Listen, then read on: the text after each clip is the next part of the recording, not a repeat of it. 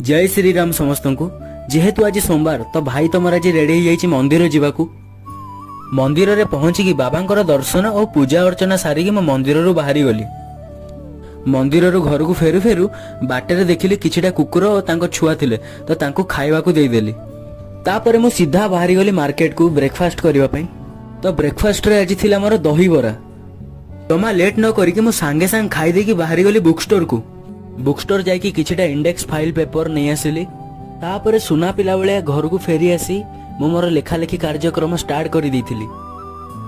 गोटे घंटा भितर मोर लेखालेखी कार्यक्रम सरीगला। तापरे घर पाखक आसीथिले हमर गोमाता, तांको किछि खाइबाकू देइदेली। एहा परे एई कुनी छुआ को मु बाय बाय करि देइकी बाहरी गली क्रिकेट खेलिबाकू।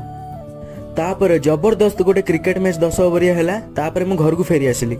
एईटा थिला तम भाईर सेकंड ब्लॉग। बहुत सारा भल पाइबा दियंतु। जय श्री राम, जय जगन्नाथ।